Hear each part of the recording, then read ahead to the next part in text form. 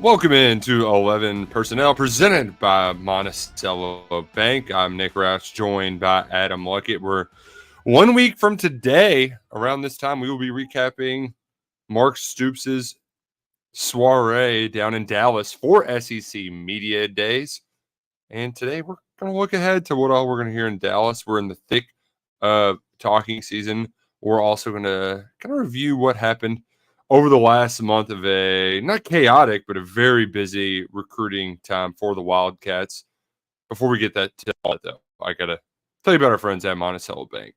You hear us talk about them every week. They're proud presenting sponsors of 11 Personnel, and we're proud to be a part of the Monticello Bank team because they take care of their people. Their motto is where people matter. They're putting first to put the numbers on your side to get you the best rates. So bank locally. Bank with Monticello Bank. They've been in business for 128 years. That's a long, long, long time. That's 3 centuries if you're counting back, right? That's a lot of centuries. So check out Monticello Bank. They're still in the 21st century. You can visit them at nbcbank.com and download the mobile app. Go NBC mobile app to bank wherever you need to bank. Monticello Bank, member FDIC, equal housing lender. Monticello Bank. They're simply the best. I like it. It's a pleasure to be here with you. Before I know you've got some of the SEC, like the talking season takes bubbling inside you, but I've got presidential takes bubbling inside me. I think everybody's here because they want to hear our takes on the press conference. Yeah, I have to disagree with you on that. I think we should maybe pivot. Like I don't know if you're familiar with the Friends scene there, Nick. Yeah. With Chad the will know couch. what I'm talking about. Yeah. Yeah. I'll just do a big pivot here, and we could just talk where I'm comfortable. I would preferably. It does feel like we are pulling a Rothstein right now because America is locked into whatever the president's saying, and you're seeing all these tweets, politic tweets, and all of a sudden it's like live at 8 p.m., 11 Personnel. We're talking football. But we do have a lot of football to talk because the last time we were together, we were at Javion Campbell's commitment ceremony. There was a string of announcements last week. So, and some really big ones. You had 3 commitments in 3 straight days, then a surprise. So before we get to the talking season points, let's talk about the month of June in recruiting. And I gotta say, if I'm going on just biggest surprise, it wasn't just not getting Dwayne Galloway at the very end there, which was a bit of a seesaw affair. The biggest surprise was that Kentucky did really well in the trenches, I thought. All things considered, an area that's challenging to recruit. It might not have the same star power, but it kind of does in the trenches with Javion Campbell, who we talked to last week, and also Kalen Edwards, the 4-star nose guard from West Tennessee, who, when I think of just big nose guard that's an exceptional athlete from West Tennessee, you're immediately, Quentin Bohanna. This guy isn't as long and tall as Bohanna, or hell, he might be as long. He's not as tall as Bohanna, but a big guy, great athlete in the trenches. And if you kind of look at how they stack them up over the years, I don't think you have to get necessarily a nose guard every single year, but they were getting due for one, and that was one that I didn't anticipate when the month of June started. So between that and going out and getting 3 offensive tackles in this class, a position that you desperately, desperately need to do well. 2 of them are more on the project ends, and Brian August and Jameel Atkins, who committed on the 4th of July. Those guys got some nice traits for upside guys, but then you got a dude in Darren Stray who you think can play right away. So all in all, my greatest surprise and delight out of all of this is just that Kentucky did very well in the trenches where they kind of needed to do well. Yeah, I think the big one, and to your point, it's just offensive line. Like I think that's where everybody's head goes to, and I think they have addressed needs. Like they've gotten true tackles. They've needed true tackles. They're getting them. I think, you get Eric Wolford from Alabama. I think there was a thought that maybe there would be like a top 300 guy that he was working on with Alabama that you could make a move on, and that Mm-hmm. necessarily did not happen. Right. So, but other than that, I think they did, a decent job, a good job at Mm-hmm. addressing some of their offensive line needs. Now, Nick, these guys, some of these guys aren't very highly ranked. There's a lot of development that's going to be needed. But I thought Darren Stray was a really good recruiting win, and I think they just need to get some bodies and get some guys in here that they can develop. I think they did a decent job last year of getting some guys. When you look at Abaselm, Mark Nave, I think there's some guys you can really work with there, and so you got to stack these offensive linemen continuously. And I think this was a good start, and they're not necessarily done. Yeah. Like Spike Souls is coming down the chimney this week on Thursday. But even if he's not the pick, like they're not done at all because new targets are going to emerge. Yes. Like here's what happens now in our current structure or setup of high school recruiting. Yes. Hit like me. Nick, you can go to our recruiting board at KSR, the one we use. Like 90% of the names I have, we've got like 250 names here. Maybe that's an exaggeration. 150 names here. Nick, like 90% of them are locked into a commitment right now. Correct. But that's a lot. Some of these are just like placeholder type things, like to get your spot. Yeah. Because there will be situations where the school says, let's move on. Mm-hmm. That's how Kentucky got Tavian Gadsden 2 years ago from Florida State. And there'll be situations where somebody will just flip from one school to the other because they like the other school better. Or something changes. There's a change in the middle of the season. Yeah. Look at Jason Patterson last year, Mm-hmm. Cam Dooley last year. So there are a lot of flips later in the cycle now. But just because there's all these commits locked in, like that's a good thing, but it's not necessarily the final chapter or the end of the story. There's still a ways to go, and more targets are going to emerge throughout the cycle. But you need to be in a good spot at this point in the calendar. Yeah, we mentioned it previously, and I think I counted it up last week. There are 11, I want to say. There were 11 at this point last year. There are 17 commitments at this point this year.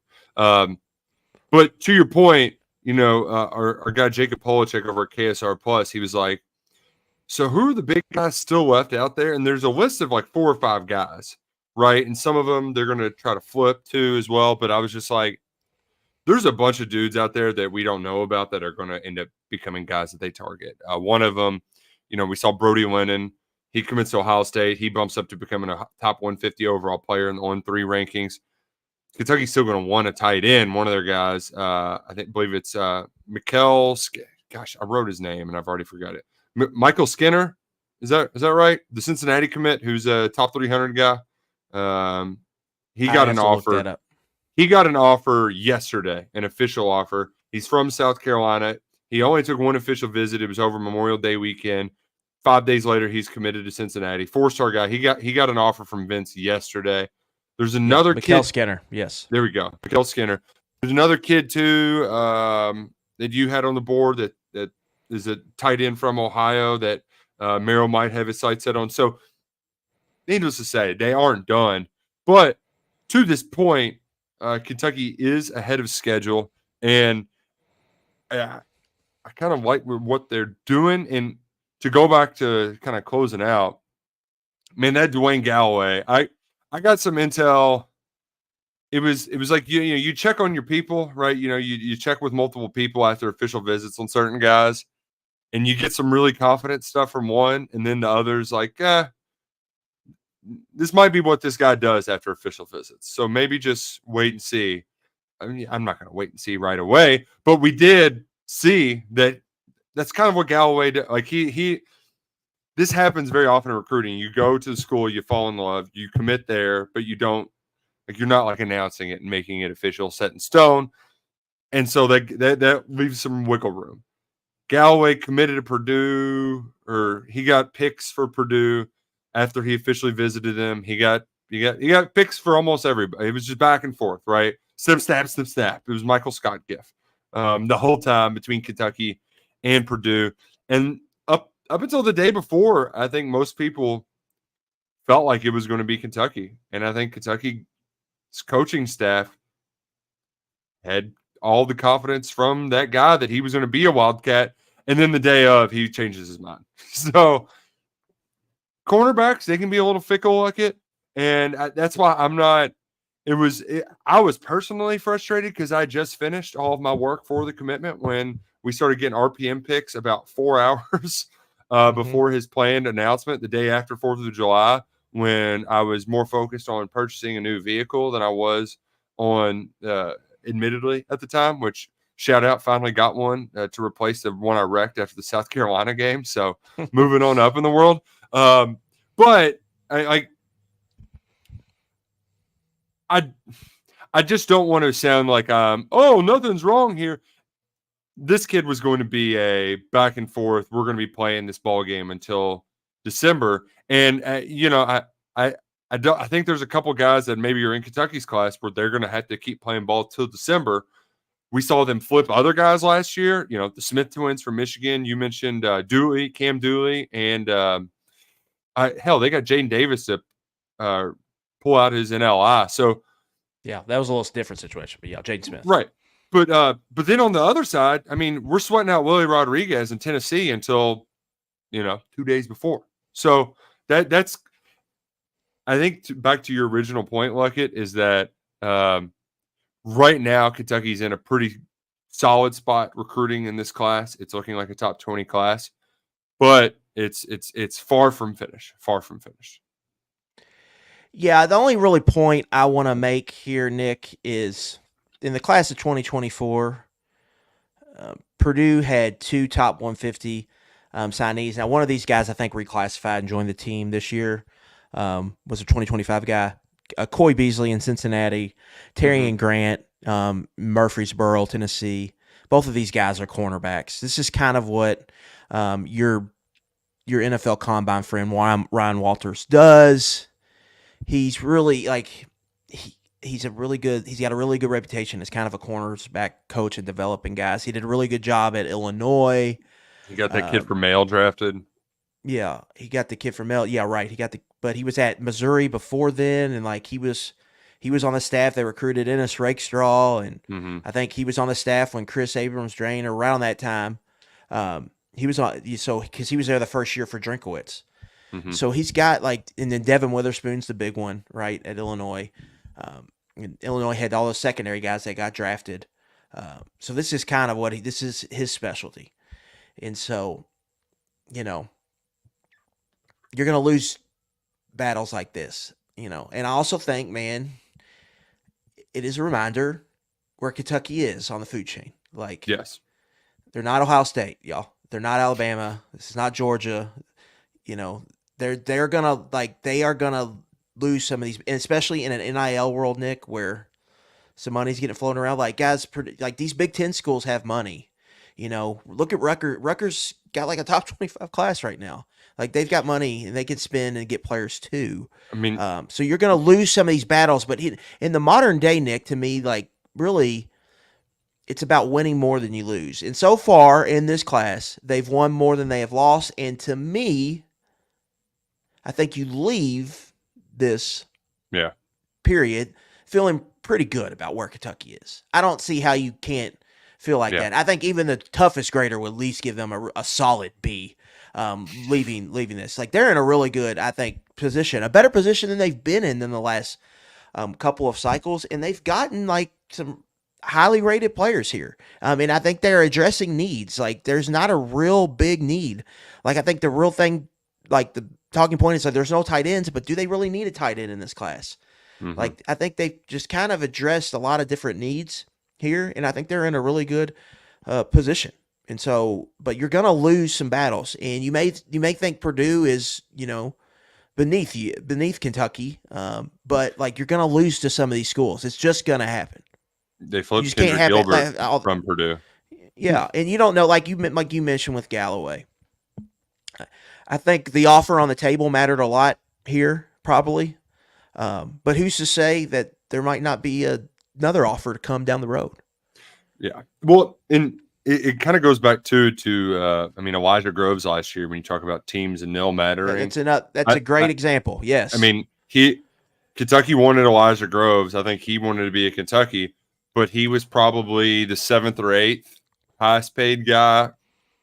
And at NC State, he would be the 2nd highest paid guy. And that ended up mattering more for him. That might be the case, end up being the case for Galloway too. We don't exactly know specifics, but that's the new way of the world. As Dave Aranda said, we're paying players now. Yeah, and you like, to me, I kind of look at it like this too. If you are going to miss on guys, you need to have like contingency plans in place. They got 2 corners. And they already have 2. They already got 2 corners in the class. So, and both of them are prospects I like. Like, I think they seem like good fits for Kentucky. So I think they're in a good spot. You know, you're going to lose guys sometimes. And so, he's not. Denius Jackson Ian is not a high school recruit. I consider the JUCO guys just part of the transfer class now. Yeah, but Ian Daniel did remind us that Kentucky did get a JUCO addition to start the week. Dennis Jackson. You say Denius, I say Dennis. Potato, tomato, tomato. Let's call the whole thing off. He's a big 6'5", 335-pound nose guard that will be on campus in a couple of weeks and is going to fortify that nose position. And contingency plan again.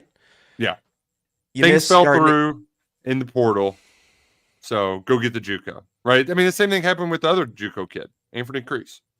Right, and you can circle around here, Kentucky as a program. Like, it's why we talked about Javian Campbell. Like, why winning the recruiting battles, Gerard Smith, Brian Robinson, why those are so important, because if you get into a portal situation where, hey guys, we need linemen, it costs some money, and you're probably gonna pay $1.50 on the dollar. You're gonna overpay in a lot of these situations. So it's important to get those. Now, the thing I find interesting about Denius Jackson, or we'll find out how his name's pronounced here, I guess, in a couple weeks. Like, they've done this before. Like, this was an early Stoops era move for Kentucky that's kind of gone away. But, like, junior college defensive lineman was a popular, like, thing in recruiting classes. Oh, yeah.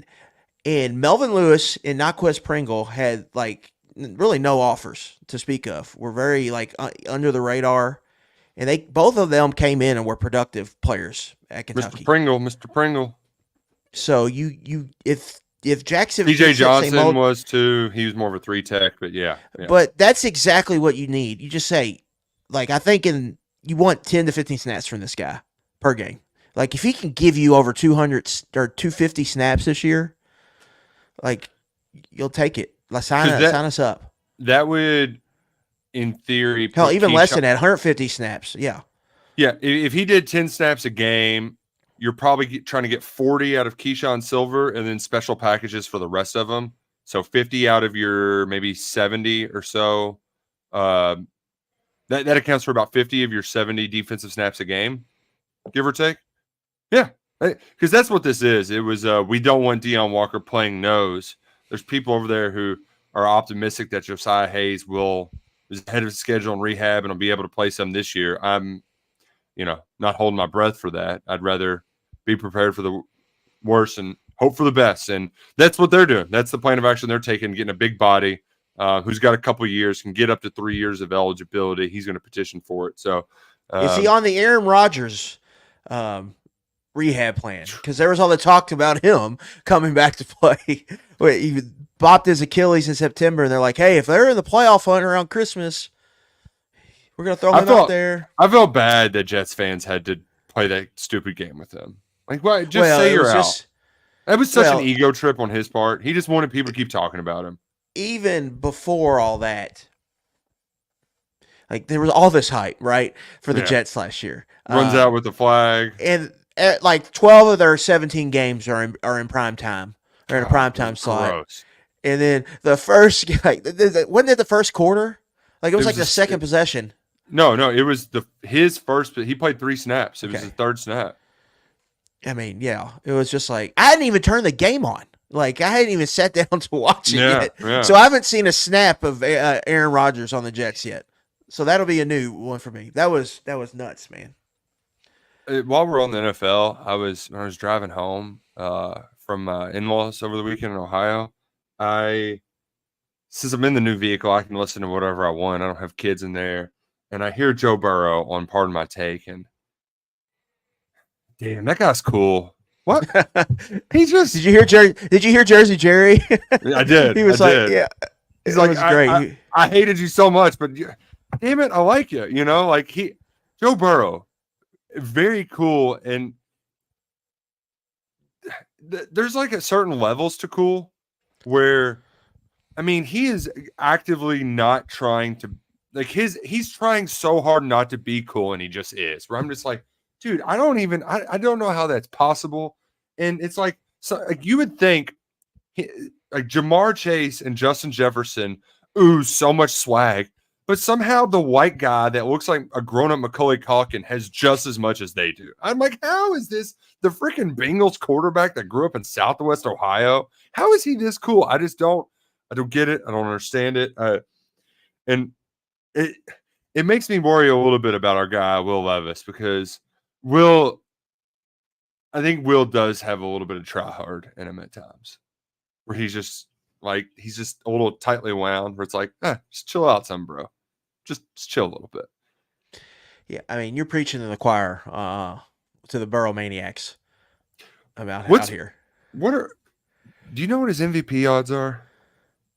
I haven't looked that up, but I'm considering that wager. I wanted to see him in the preseason first. That feels, because this is he's going to win one eventually. Yeah. And nobody's expecting, like, people are not talking about him whatsoever. So I would feel like this would be a good time. I'm pulling it up right now. Let me find. I am as well. They've got preseason bets, awards, MVP. Joe Burrow is 1, 2, 3, fourth choice at 9-1. I got him at 10-1 on FanDuel, okay. But yeah. He's fourth. He's third in the odds behind Mahomes, Josh Allen, tied with C.J. Stroud, that's a high price for Stroud. Yeah, you can't take C.J. Stroud over Joe Burrow. So I don't know. It's one of those things where, damn it, the Bengals are probably going to be good this year.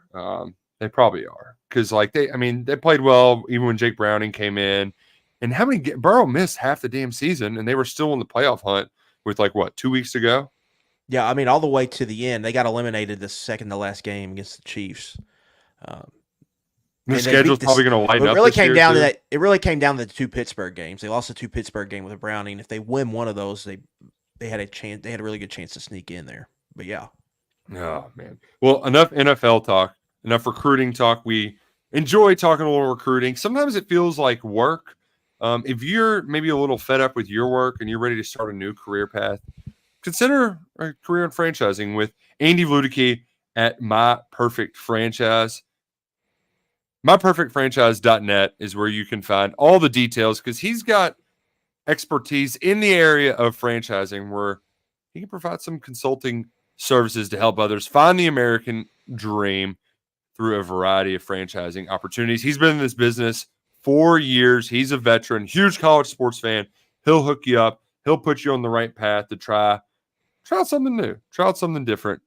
So contact Andy today, Andy at myperfectfranchise.net, or give him a call at 404-973-9901. That's Andy Ludicky at My Perfect Franchise, proud sponsor of 11 Personnel. Big recruiting fan. We're big fans of Andy Ludicky. I've enjoyed spending the last 6 weeks or so talking recruiting like it, but man, I'm fired up. I'm right there with you, dude. The other day I just sat down and I just started it was like brain dump stuff, where I've just got so much in my brain churning, like, we can write about this, write about this, write about this. And I just my fingers can't go quickly enough. And I just want to thank the Big 12 for giving us a nice appetizer this week.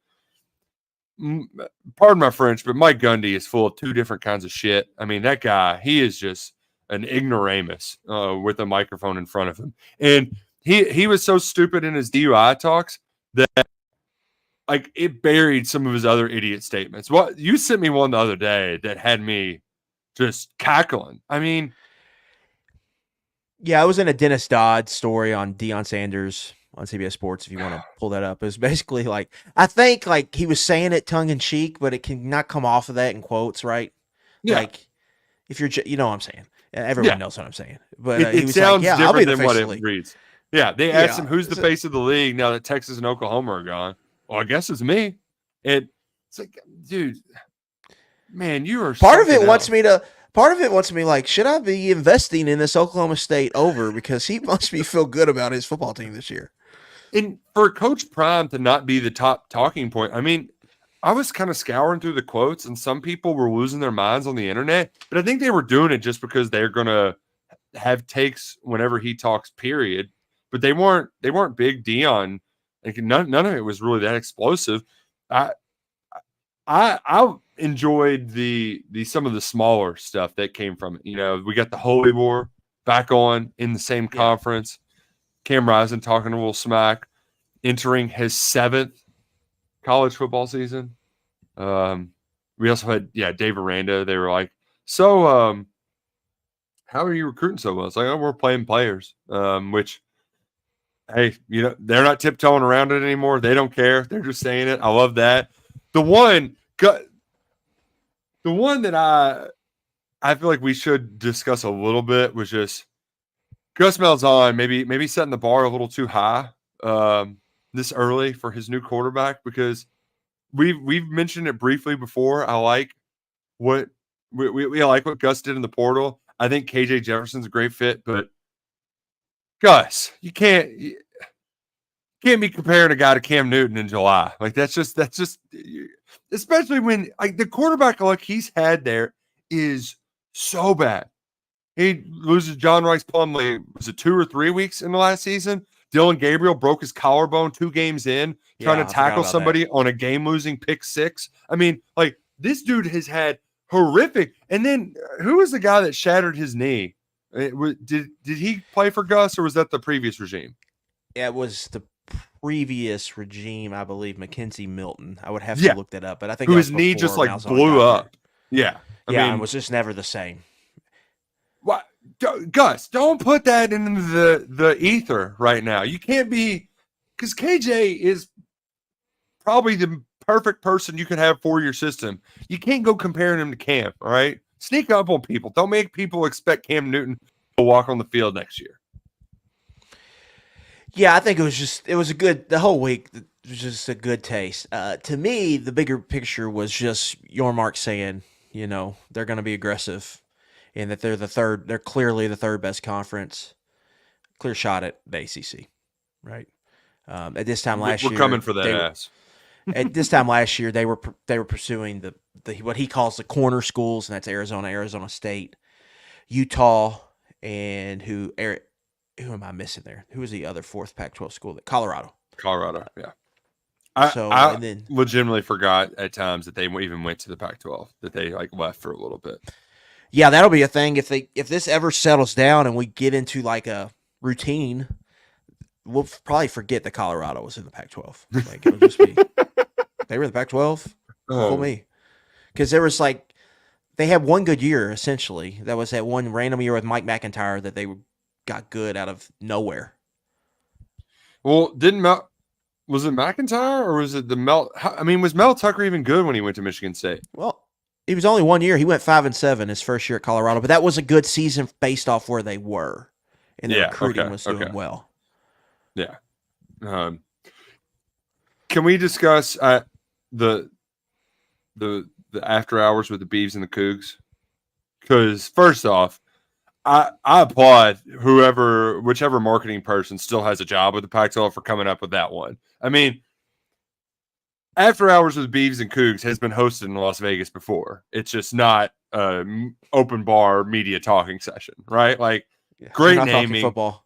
Yeah. And, I mean, it was just such a – first off, it looked like that had to be surreal for the Big Jays that went out there to double dip between the Big 12 and Mountain West, to walk in and just see the mascot, and you've got the Cougar with his shirt unbuttoned, like lounging around while the commissioner's saying, if anybody deserves drinks, it's us. I mean, that That's like being in the room at Hoover whenever the news breaks that Oklahoma and A&M or that Oklahoma and Texas are coming to SEC, and you're just like, or like when we were on the bus when Scotty Scheffler was getting arrested at Valhalla, and you just can't believe what you're seeing.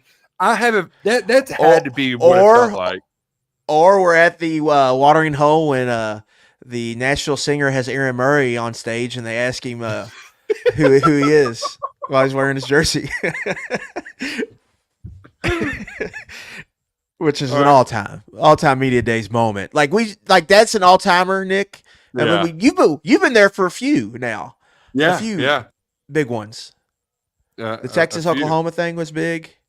You telling Saban what 12 personnel is? That was a huge moment. Well, they got overshadowed by Texas Oklahoma. That was really just, and I'm kind of being tongue in cheek, but that probably was the most entertaining moment from the media days until that happened, until the Texas Oklahoma thing happened. So you got your spotlight selling like it. Yeah, that's me and Chris Del Conte are gonna have to have some words when I run into him.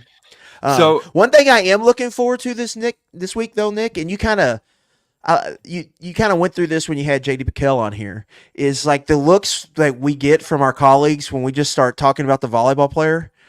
And they're like, "Who are you talking about?" And then then the light bulb goes off. That is one of my favorites when that happens. Oh man, cousin Shane, he's in for it. Which, by the way, this is the part 2 where I've got to go make a walk of shame to a liquor store and buy him a bottle of bourbon. I'm not that I hate. God, that pains me so much. So, Cats, you need to take care of business there. Speaking of the Murray thing, what are our we got introduced to the SEC Media Days karaoke night last year, and I saw our friend Ty Richardson from the Arkansas radio beat blast out the message. What? Are we going to have the same nightlife in Dallas as we did in Nashville? Because I have some worries that downtown Dallas might not provide the same options, the same loosey-goosey feels as we've gotten previously. Well, I think there's probably there's going to be more centrally located events. So like, pretty sure the Omni, the places they have in there, a couple places they have might be populated. That happened in Atlanta a few years back. Yeah, we find places in Hoover that have this. Now the difference with Hoover is they more go all out on it. Kind of is just like, or that people have been going there for so long. Yeah, in Hoover, you're just going to the chain and you're kind of like having fun with it, right? Because you're in Birmingham suburb. It's so bizarre, but you just kind of embrace it and take it over. But I worry that Dallas is it's almost like the big city that has so much, but it's spread out. So like, is there an entertainment district that's going to draw all the people in where we're going to be powwowing with Dari and the crew, right? Like I'm just, that's not going to, if you're asking if it's going to get to what it was at the stage last year, I think the answer is no. But can we find a nice little happy medium? I think the answer is yes. Okay. And you know what? If there's a crew that I'm confident in sniffing out a party, I believe it's us. We just got to follow these Arkansas guys, John Neighbors and all of them. They know the ins and the outs. And that Arkansas, they've probably been to Dallas, so they're going to know the tricks of the trade. So I'm sure we'll be able to find. Here's the other question. Fun little spot. Is Texas? Everybody in the Big 12 hated Texas, right? Like nobody liked Texas. So are they going to be a welcoming host and play nice? Or are they just going to be Texas right off the bat and it's on like Donkey Kong?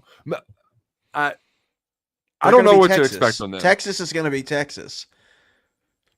So like, to me, no, that's not going to take very long for some of these like the Feinbaum interactions are going to be good this year. Like whether Texas is good or bad, like there's going to be probably some crossover there, and at these stadiums too. Like they're gonna like that. That's not going to take long for those rivalries to get heated up. Well, Because my fear is that they won't show the reverence and respect for the old heads, like your Bob Holtz of the world, right? Like there is a somewhat good old boys. You're Southern gentlemen, right? Like there's a little bit of that culture around. So I'm kind of thinking that there might be at least like a to take it back to politics. It was like that first week that Trump was president, and you're like, oh well, he's going to play nice, and then he's just going back to being Trump afterwards. Oh, Like you're talking about media colleagues this week. Media and also Christel Conte, specifically Christel Conte, because I think Sark gets it right. Like he'll be fine with it, and I'm sure the players will probably just like, yeah. But I'm more after curious the years, about the media and Del Conte. After the years quote at the Manning Passing Academy, which wasn't that what he said wasn't that bad. Like he was, no, but when it's taken, it can be taken very much out of context. Basically, his quote was like, "We're like everybody's Super Bowl." Like, yeah, which people hate that for so much. It triggers people so much online. Which it's not like for him, it's not wrong. I mean, Texas is a huge name. Texas. Like anybody wants to beat them. They're Texas. Yeah. But I don't think we'll get it. I very much, maybe we'll see. I think they'll kind of toe the line of down the middle. But I'm very interested to see just kind of what that relationship is like in the league, because we know Arkansas can't stand them. We know A&M hates their guts, right? Oklahoma's got a weird relationship where they hate him, but they're like, we're doing this together, so we have to play nice for a little bit, sort of deal. LSU just went there with Joe Burrow, went to Texas and beat them not too long ago, 2019. Like those matchups, they recruit a lot of the same territory. Yeah, like the Texas fans when they go to Death Valley, like that'll be an insane matchup whenever that happens. That place will be like unbelievable. I don't think they've been there. I don't remember them playing there recently. So that'll be nutty. No, it's been all neutral site. Yeah, I'm looking forward to it. More specifically, from a Kentucky angle, let's maybe take some of the hijinks out of it for a moment. Serious football talk, which, by the way, somebody asked us in the chat. Let's get to that before we get to some of these talking points. Does Tavian Gadsden move to nose? Are y'all worried? I'm not worried right now about nose and stuff like that. And I personally try not to get too hung up on defensive line positions, because in the heat of the moment, I rarely notice, except for the defensive ends. I feel like the 3 techs on the noses, they rotate them in so frequently that, I mean, how many times was I noticing Keyshawn Silver versus Josiah Hayes last year? Right? Like, if you do your job, you'll be fine. So I don't know if more of a Gadsden, more of a Gilbert. I kind of just trust Amar Stewart. I'm not worried about it right now. Where I would be worried is if Silver got banged up at some point this year, or if Jackson just is a guy you cannot have in there at all. But as long as that doesn't happen, I think they'll be fine. And worst comes to worst, like they could play Deion inside there, 20 snaps a game. I don't think it's something they want to do, but that's something that they can do if they have to. And they can always tweak their front. They can tweak their alignments. Like they can play more 4 down where you have a 1 tech and a 3 tech if they needed to. And so they can do some of that. So there's ways around that. So I'm not worried about it right now. But if another injury popped up, then I think it would be worrisome. Well, and playing an even front isn't the worst idea with the way this roster is constructed either, because you can still play Deion as a 3 technique. You like your your defensive ends and Khalil Saunders and them, and then you're working Nafari more as a Sam. So how much difference is it? Well, your Jack, the weak side outside linebacker, a lot of times he's lined up on the line. So the O-line is sometimes they treat that as a 4-man front block scheme wise. And so there's ways around that, so there's so that you can just shift over to balance out the gap how you control the gaps in your run fits. But there's different ways around it, and we'll have to see what they do in that situation. But overall, I'm not worried about it. I think they've got good depth there as of right now. And again, I think Silver's a big part of that. Like you need to keep him in the lineup. Like he's a big part in all of that. So he's low key, kind of really really important.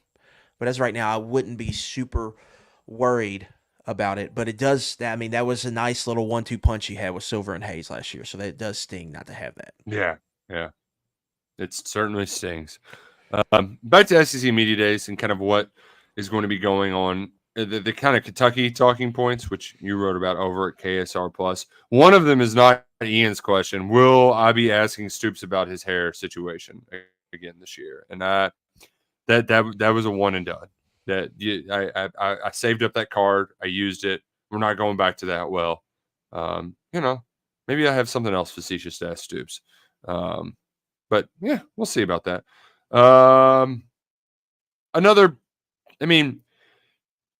We've got De'Aaron Jackson, Marcus Cox, and Deion Walker going down there. Like it, if people are still hanging around for Mark Stoops to be the last person to speak, the 16th coach to talk, people are just going to want to write about Deion Walker, right? Like, how good is Deion? How good can he be? Deion is going to be the primary talking point for Kentucky because, by and large, the Cats are flying under the radar. That feels very purposeful, in my opinion. I think they're trying to do that. Nobody believes in us, chip on our shoulder sort of thing. And so, really, I think if you're getting any of the gusto at all, any sort of hype whatsoever, any sort of needle movement from Kentucky at all this week, it's just Deion Walker sure is good. Yeah, he's the most popular player. Like he's going to be a first-team All-SEC guy. He's going to be on your preseason All-American team. So when Kentucky comes up, he will talk. He's going to be there at the event. Now, Kentucky goes Thursday afternoon. I think if he went Tuesday afternoon, it would be a big chance to be a bigger story because Deion's typically like a good quote behind the mic. Like he said that stuff going in the Louisville game. Everyone remembers. And so he could have said something, I think, that really would have got some more attention. But going Thursday, that'll be the least attended, least covered part of the event when Kentucky goes. Yeah. So that takes away some of the buzz. But yeah, I think whenever you talk about Kentucky, you got to talk about Deion Walker. And I think he's in a conversation when you're just talking about best player, specifically if you're talking about best non-quarterback, he's up there with, Luther Burden at Missouri, James Pierce at Tennessee, and then I think Walker's up there with all of them. So if conversation comes up, who's the best player in the SEC, I think his name has to be brought up. No doubt about it. There's no doubt about it. I was on a show this morning, and they were kind of talking about I don't know if Kentucky's backslide is the right terminology, but basically, like, are the expectations? Are people a little fired up that they aren't getting more and out of the program out of 2, 7, and 6 seasons? And it's like, yeah, and I think it's pretty clear why you've had 5 play callers in 5 years. It feels like it's caught up with them, and I'm curious if Mark Stoops will be able to say anything to give folks to give Bush Hamden a vote of confidence that this guy's going to work and we're not going to be doing the same song and dance a year from now. Yeah. First thing I would point to is the contract, which I'll need to get those terms memorized before we make this trip because I feel like we're going to get asked about that a lot. First thing is a contract. Like he's got to pay like $2 million to get out of it or something. Well, I believe he makes it's 1.8 to buy it all out, which I think is more than the entire contract. So, yeah, or at least more than he would make annually. But yeah, no, that doesn't matter. Regardless, right we'll remember it on the drop down. Yeah, you would have to pay a lot to get him. To me, like some of this with Stoops, his massive coordinator churn, like I look at a lot of it, and a lot of it's not necessarily like I think if you're really getting in depth and talking about it, like a lot of it's kind of explainable to me, right? You have Grand for a long time. It's just time to pull the plug. We don't have to get into that. We all know. You go and you have this Yeah. really kind of in-depth and kind of ballsy search and move by Stoops to hire Liam Cohen, who really had no really college, no power conference or no FBS experience. Was like the Rams assistant quarterbacks coach. You hire him and it like worked out really well. And then he leaves because Sean McVay calls him and they just won a Super Bowl. So you can't like, of course he has to take that job. But you go and you get a tough time to hire another OC. You get and you land with Rich Scangarello, who was in that same kind of extended tree with Cohen. It's an abject failure. So you have to pull the plug. You know, everyone knew you had to pull the plug after a year. Like Cohen essentially like reaches out to him and says, "Hey, hire me. I want to come back." Like you could not turn that down if you're Stoops, right? Like how do you turn that down if you're him? So you bring him back, and then he does the same thing again. Like so, where did he go wrong and all of that? It's kind of like, you know, it's hard to say pinpoint to me like where he really did wrong there.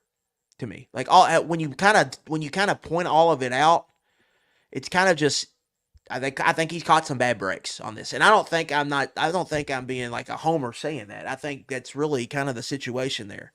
So now I think in hindsight, where he probably should have shifted away from that NFL style or scheme was probably after Cohen left the first time, and now you're just doing it a couple years late. Now you're going to Hamden, who's checks a lot of boxes for you, and we have to see how it works with him. But the coordinator churn, I don't think you're wrong that it has caught up with them.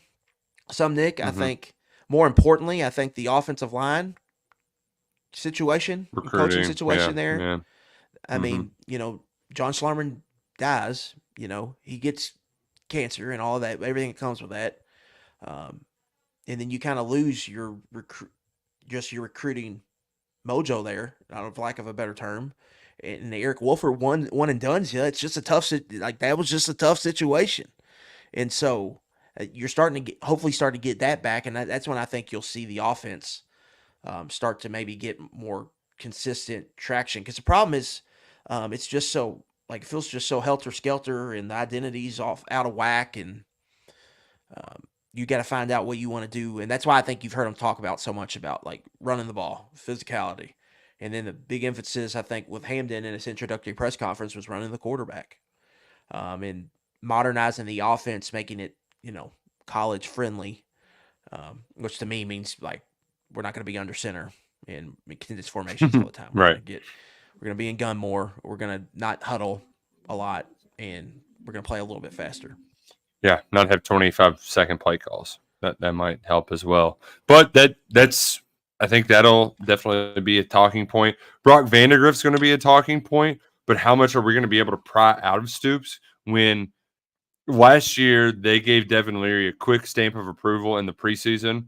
They were very excited about him. I saw some people quote tweeting some stuff from Baltimore Ravens training camp. The guy's good in practice situations. He impresses people in those situations.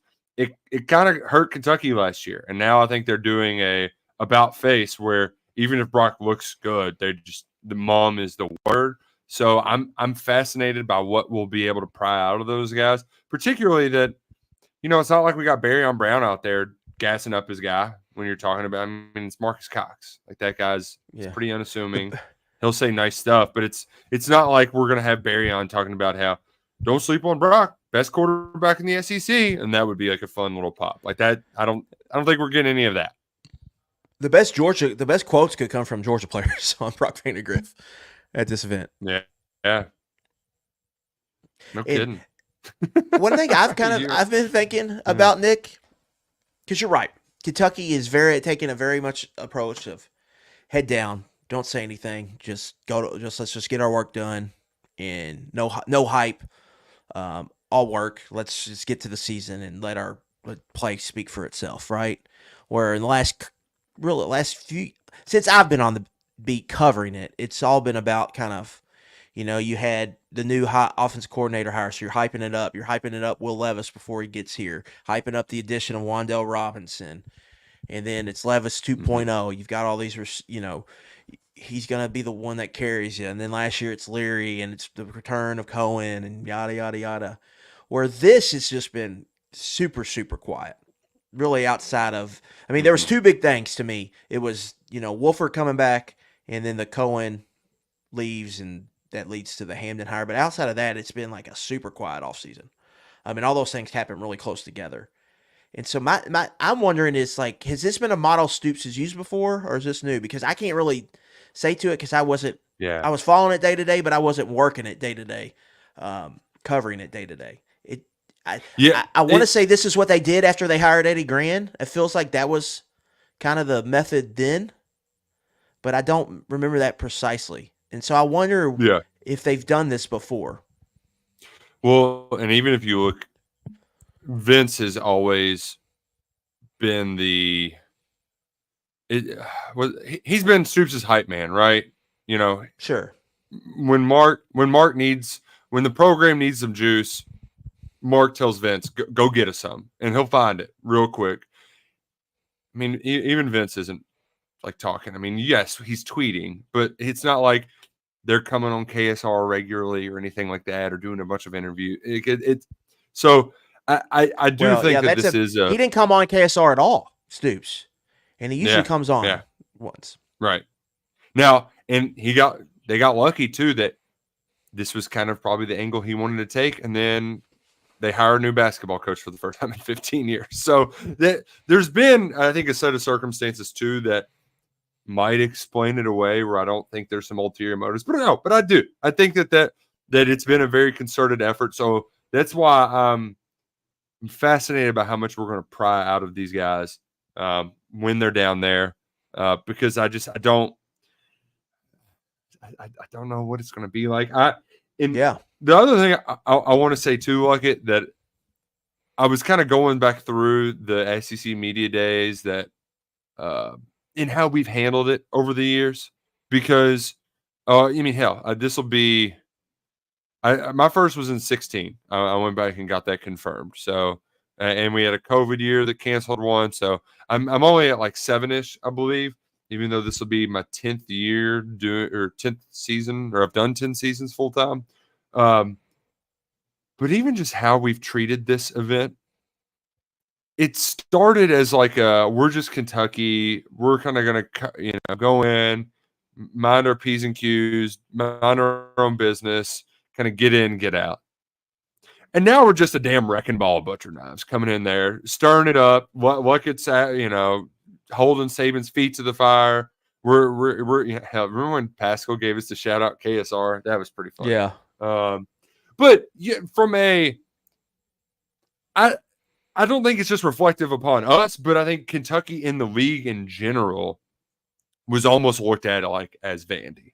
And now, while they may not be up there all the time as this team we want to talk about, there is infinitely more respect for the program.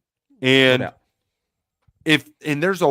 I know that Mark Stoops is worth a lot of criticism right now, especially after the A&M thing, and you're losing too many close games, you're losing too many games at home.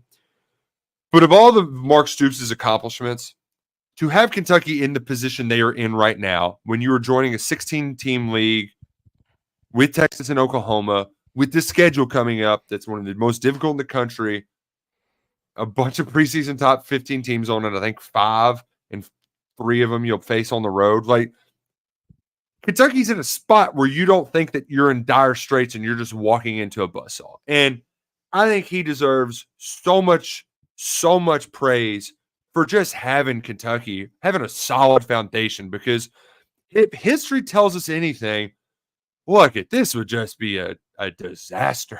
I mean, this would be because even the best years we saw in our lives, every time something good got going, it was Lucy pulling out the football from Charlie Brown, and you're just swinging and missing, and you're right back to square one. Stoops has gotten Kentucky. He's been consistent enough to where we're stepping into this thing, and we feel pretty good about it. Not great, like we're going to win the whole damn thing, but you feel pretty good about where Kentucky is in the pecking order of this new 16-team SEC. Yeah, I think when you tell the Mark Stoops Kentucky story, the big area of focus will be just the solid foundation and consistent year over year winning. and how he raised expectations here. Like that will be his greatest accomplishment. Like that you didn't have the ups and downs. Now you can say you can come back with the schedule rebuttal, this and that, but that he's built a consistent winner. And then I think the second part of it is they've really done it without, super great quarterback play. I mean, Yeah. now they've gotten better quarterback play here recently, but still not great that they still were able to win it. Now we get to see how he closes this in a new era. But that is ultimately like he's a victim of his own success in a lot of ways, Nick. Like because he's the one who's helped raise these expectations, and people want them to keep raising and win again. They want to see them win 10 games again and all of that.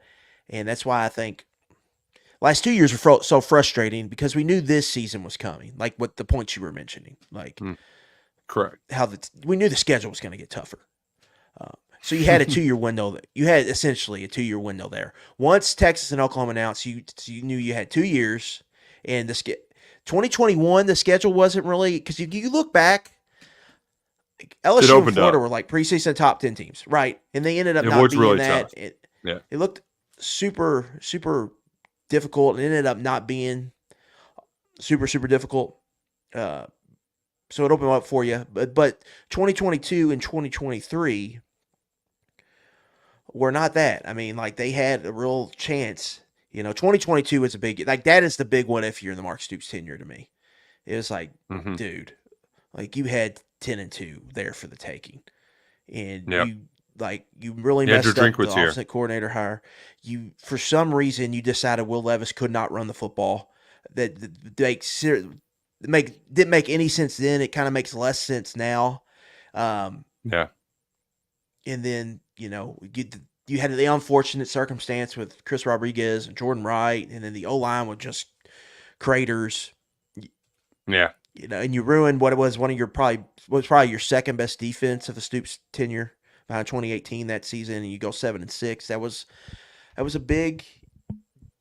I mean, that was an unfortunate miss there because you had you looked at who they lose to at home, South Carolina. Nick, they had the Ole Miss game and they fumble and they turn over twice. They have the illegal procedure, and then you have Vandy. Like all three of those, that's from 7-5 to 10-2 right there. Those are all games you probably should have won. And the South Carolina and Vandy games at home, if you have a healthy Levis, that's a situation where you feel like you were 2 possessions at least better than both those teams at that moment in the schedule because South Carolina was struggling at that time. So it's just and then you had Tennessee at home, and Tennessee on a roll. Excuse me, I get the years mixed up. The Tennessee was really good that year, so that would have been tough regardless.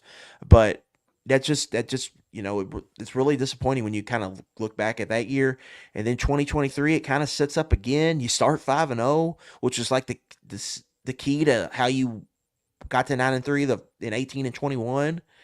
And then you got some home games, and you lose both Missouri and Tennessee, and it's just like, man, what, like, gosh. And then, like, to make matters worse, you go and lose at South Carolina. But then you end up ruining your rival season. So, like, there's, like, to me, even last year, they're still having good moments in these seasons. Like, that Florida win at home last year was awesome. You had Stoops talking about Monday about drinking beers, and then, like, that was honestly for me being a Kentucky fan, that was one of my proudest fan moments. What, like, putting that fan hat on was that, like you responded to the call, and like you showed up, and you were like, that place was on fire and you watched Ray Davis kick their ass, just completely dominate a program that's dominated you for years. And it was awesome. And it was all 60 minutes. The fans were really into it. It was awesome to watch that and to see how the tailgate was that morning. That was awesome. And then like when everyone was down on the team, like to see them respond and beat Louisville like that was pretty sweet.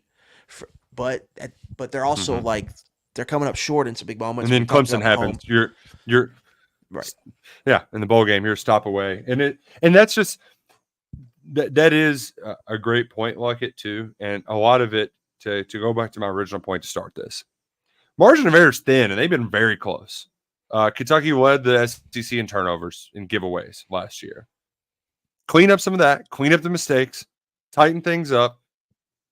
We won't be able to see if the evidence that that's happened until the games start. But this is the unofficial start of the season at SEC Media Days. And that tone is going to be set then. It's going to be set next Thursday. Stoops is the last to go. But we're starting our journey down there on Sunday. Friends of Cole, they're our friends now too. We're friends of Cole because they're sponsoring us through our journey to Dallas. Going to be a long drive on Sunday. Getting there for just what's going to be a marathon, Monday through Thursday. So we're really looking forward to it. I know you're probably subscribed to the KSR YouTube channel by now, but if you're not, we're going to be doing daily shows down in Dallas. So subscribe. Make sure you're subscribed. We'll have running threads on KS Board too. Plenty of content coming up on Kentucky Sports Radio. And as I mentioned before, catching up with a lot of our friends in the media down there who will, share their insight, what they have on Kentucky, and then tell us about some other teams too that they cover more closely. So I'm looking forward to it, Luckett. I can't have my wife going into labor while we're down there, or she'll whoop my ass. It'll be hard to come back from that one. So baby, stay in there for a couple more weeks. That's a different level. I'm not even close to that, but I'm already getting the looks from Taylor here about being gone because this Dallas one, we're gone for an extra day, right? Like we're gone for we leave on Sunday. Typically we leave like Sunday afternoon, evening-ish. So we leave Sunday at the crack of dawn, and we won't be back till Friday night, 24 hours later. Yeah. So you're adding like a day and a half on the Nashville trip.